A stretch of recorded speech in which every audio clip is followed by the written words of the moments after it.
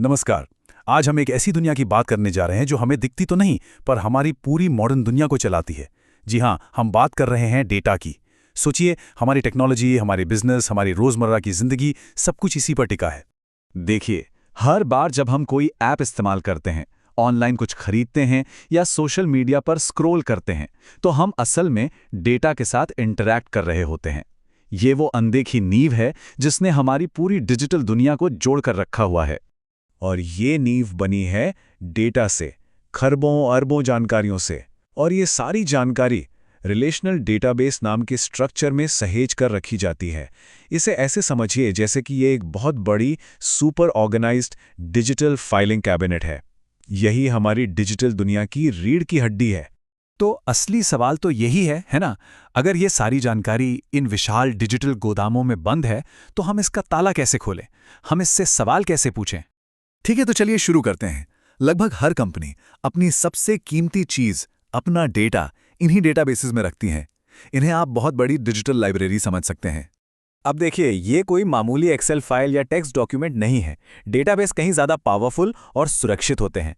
ये पक्का करते हैं कि डेटा एकदम सटीक रहे, सुरक्षित रहे और जिन्हें इसकी ज़रूरत है उन्हें हमेशा मिलता रहे। तो फिर हम इन बड़ी-बड़ी डेटा लाइब्रेरीज से बात कैसे करें? क्या कोई ऐसी खास भाषा है जिसे ये सब समझते हैं? बिल्कुल है। उस भाषा का नाम है एसक्यूएल, या जिसे हम सीक्वल भी कहते हैं। इसका पूरा मतलब है स्ट्रक्चर्ड क्वेरी लैंग्वेज, और ये सच में डेटाबेस से बात करने का यूनिवर्सल तरीका है, चाहे कोई भी कंपनी हो या वो किसी भी तरह का डेटाबेस इस्तेमाल करती हो। तो ये स्लाइड एसक्यूएल को 3 मेन कामों में तोड़ती है। पहला है क्वेरी, यानी सवाल पूछना, जैसे कि हमारे सबसे पॉपुलर प्रोडक्ट्स कौन से हैं। दूसरा है मेंटेनेंस, जैसे कि एक नया कस्टमर जोड़ना। और तीसरा है डेफिनेशन, जो डेटाबेस का ढांचा तैयार करता है, ठीक वैसे ही जैसे घर बनाने से पहले उसकी नींव रखी जाती है। आज हम पहली कैटेगरी पर फोकस करने वाले हैं, सवाल पूछना। चलिए देखते हैं कि एसक्यूएल में एक सीधी-साधी बातचीत कितनी आसान हो सकती है। सीक्वल में लगभग हर सवाल सिलेक्ट से शुरू होता है। ये एक तरह से मुझे दिखाओ वाला कमांड है। इसके बाद आता है फ्रॉम, जो बताता है कि डेटा कहाँ से देखना है। जब हम सिलेक्ट स्टार लिखते हैं तो स्टार का मतलब होता है सब कुछ। तो ये कमांड कह रहा है मुझे इस टेबल से सब कुछ दिखाओ। है ना आसान? लेकिन अगर सब कुछ नहीं चाहिए तो कोई बात नहीं, स्टार के बजाय बस उन कॉलम्स के नाम लिख दीजिए जिन्हें देखना है। ये ऐसा है जैसे डेटाबेस से सिर्फ उतनी ही जानकारी मांगना जितनी हमारे काम की है। और अब आता है असली जादू। वेयर क्लॉज आपका फिल्टर है। ये आपको बिल्कुल स्पेसिफिक होने में मदद करता है, जैसे मुझे सिर्फ रूस के लोग दिखाओ या मुझे सिर्फ 100 रुपए से ज्यादा कीमत वाले प्रोडक्ट्स दिखाओ। ये 3 हिस्से, सिलेक्ट, फ्रॉम और वेयर, लगभग हर एसक्यूएल सवाल की नींव हैं। तो जब ये बेसिक्स पता चल जाएं, तो एसक्यूएल असल में कितना पावरफुल हो सकता है।